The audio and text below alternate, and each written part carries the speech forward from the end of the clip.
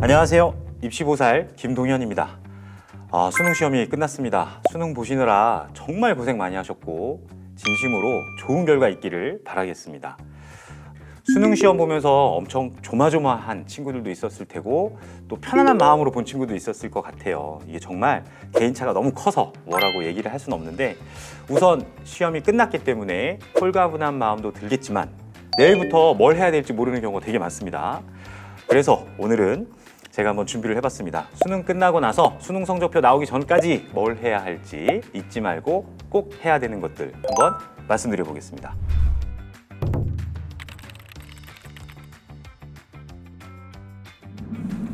우선 수능 시험이 끝남과 동시에 아예 입시가 끝난 친구들이 있어요. 수능 최저가 없거나 아니면 벌써 수시 합격자 발표가 난 친구들도 있기 때문이죠.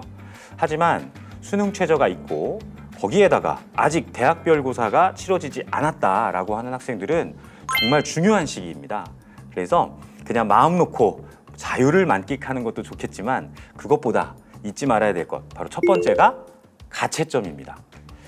요즘은 가채점 표가 아주 잘 나와 있어요. 그래서 어떤 친구들은 시험장 갈 때 수험표 뒤에다 붙여가지고요 감독관한테 확인받고 자기가 어떤 답을 썼는지를 잘 적어오는 친구들도 있어요. 물론 그러려면 시간이 충분해야겠죠. 시간이 부족해서 가채점 표에다가 아무 표시도 못 해오는 친구들도 있고요. 중간에 하다가 멈추는 친구들도 있습니다. 다만 이 가채점 표에 써왔든 아니면 써오지 않았든 자기가 어느 정도 점수인지는 확인을 꼭 하셔야 돼요. 사실은 수능 끝나고 나면 되게 귀찮아요. 그리고 겁나고 그래서 가채점 안 하는 친구들 많은데 본인이 일단 기억나는 답은 다 체크를 해보시고 문제지 다운로드 받아서 거기에다 한번 다 체크를 해보시고 정답표를 보면서 채점을 하는데요. 기억이 나지 않는 게 있습니다. 이거 몇 번으로 했더라? 라든가 아니면 기억에서 딱 사라져버린 그런 답들도 있어요. 그런 거는 일단 틀렸다고 하십시오. 그래야 나중에 기분 좋습니다. 수능 성적표 받았을 때 와 점수가 올라갔어 뭐 이런 생각도 할 수 있으니까요. 이 가채점이 중요한 이유 바로 뭐냐 하면 내가 수능 성적이 수시에 지원한 대학보다 더 상향할 수 있을 정도로 지원할 수 있을 정도로 상향 지원할 수 있을 정도로 점수가 나왔다. 그러면 대학별고사를 갈지 말지 고민해야겠죠. 보통 이렇게 아무 생각 없이 대학별고사 갔다가 납치된다고 하죠. 사실 정시로 갔으면 더 업그레이드 할 수 있었는데 그렇지 못하고 그냥 그 학교로 가는 경우가 꽤나 많습니다. 그래서 그러지 않으려면 우선 귀찮아도 그리고 좀 힘들어도 아주 고통스러울 거예요. 하지만 가채점은 꼭 하셔야 됩니다.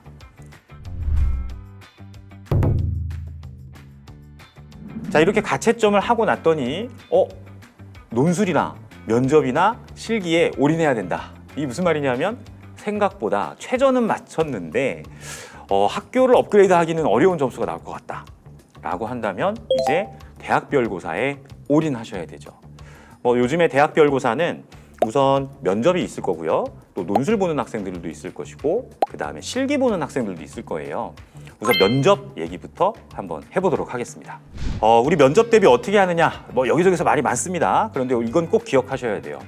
우리는 일상생활에서 면접을 잘 보진 않습니다. 그렇기 때문에 아주 낯선 경험이에요. 즉 준비한 만큼 결과가 달라집니다. 그래서 면접 준비를 얼마나 많이 했고 얼마나 잘 했느냐는 결과에 아주 지대한 영향을 미치고요. 사실 면접 보고 나면 요즘에 확인 면접이 많다 보니까 많은 친구들이 별거 없었어요 라고 해서 왜 떨어졌는지도 모르고 왜 합격했는지도 모르겠다 이런 얘기하는 친구들도 있거든요.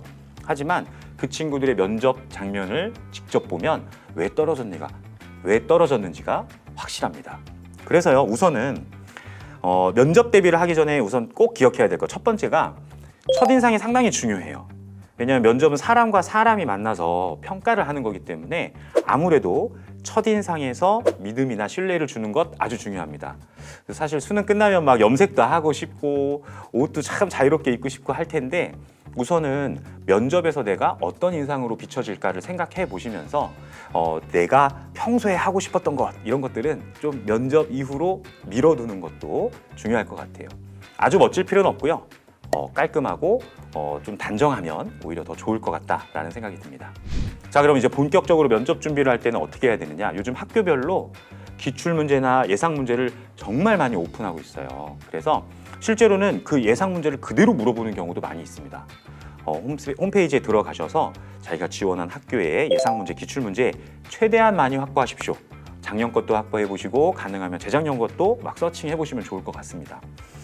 이렇게 기출문제를 많이 확보한 다음에 그 문제에 대한 답변도 준비해야 되지만 예상 문제를 자신의 생활기록부나 아니면 자기소개서를 기반으로 해서 한번 만들어 보는 것도 중요합니다. 자, 근데 어때요? 들어보니까 혼자 못할 것 같죠? 네, 맞아요. 친구들하고 스터디 그룹을 만드는 건 상당히 중요합니다. 그리고 친구들과 번갈아 가면서 면접관과 면접 보는 사람의 역할을 번갈아 가면서 해보는 것도 상당히 도움이 되니까 꼭 한번 해보시기 바랍니다. 그리고 실전 면접은 낯선 사람과 하는 거기 때문에 자꾸 익숙한 사람하고만 면접 대비를 하려고 하지 마시고 낯선 사람과의 환경에서 낯선 사람과 한번 만나서 이렇게 면접 대비를 할 수 있다면 그런 기회는 충분히 활용을 해보시는 게 아주 좋을 것 같습니다. 또 하나, 마음속으로만 연습하는 친구도 있어요. 절대로 내가 생각하는 것과 말하는 거는 완전히 달라요. 그러니까 평상시에 그냥 머릿속으로만 이렇게 대답해야지 이렇게 대답해야지 아무리 해봤자 소용없습니다. 저처럼 소리 내서 큰 소리로 답변하는 것을요 면접 직전까지 연습하셔야 됩니다. 그렇지 않으면 아주 낭패 보는 경우가 많아요. 특히나 압박 면접이 올 수도 있어요. 그러니까 교수님께서 일부러 좀 당황하라고 어려운 질문 또는 예상치 못했던 질문을 한다거나 꼬리에 꼬리를 무는 질문들을 했을 때를 대비해서 시간을 좀 벌 수 있는 스킬을 익혀놓는 것도 좋습니다. 예를 들면 이런 거죠. 잠시 생각해보고 답변하겠습니다. 아니면 잠깐만 정리하고 답변해도 될까요? 라는 등의 멘트 등을 좀 익혀서 면접관이 불쾌하지 않고 내가 잘 모르고 있구나 라는 티가 안 나도록 이렇게 유연하게 대처할 수 있는 연습을 하는 거는 정말로 중요합니다. 좀 예전에는 되게 어려운 거였는데 요즘에는 누구나 스마트폰을 갖고 있기 때문에 제가 꼭 한번 해보라고 하는데요. 본인의 면접 태도를요 녹화해 보는 거예요. 스마트폰으로 세워놓고요. 누구나 다 하잖아요 요즘에. 셀카 찍듯이 한번 동영상으로 녹화를 해서 내가 어떻게 답변을 하고 있고 자세가 어떤지 등을 잘 한번 살펴보면요. 고칠 게 한두 개가 아닙니다. 그러면 점점 바빠지게 되어 있죠. 우선은 면접 같은 경우는 말빨로 하는 게 아니죠. 그러니까 평상시에 내가 말을 잘 못해 아니면 난 뭐 내성적이야 이런 생각 하지 마시고요. 주어진 질문에 일관성 있는 답변을 하는 것 꾸준히 연습을 하셔야 된다고 생각합니다.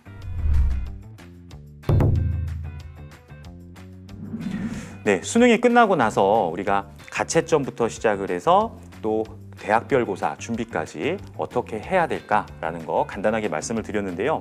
너무나 당연한 얘기인 것 같지만 제가 말씀드린 것 꼭 기억하셔가지고요. 꼭 실천해 보시기 바랍니다. 입시는요, 끝날 때까지 끝난 게 아닙니다. 심지어 문 닫고 들어간다는 얘기도 있죠. 노력한 만큼 좋은 결과가 오는 것 같아요. 항상 해마다 그런 친구들을 많이 봐왔습니다.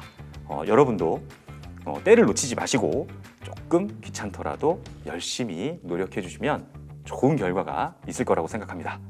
네, 다시 한번 수능 보느라 너무 고생 많으셨습니다. 좋은 결과 있기를 진심으로 응원하겠습니다.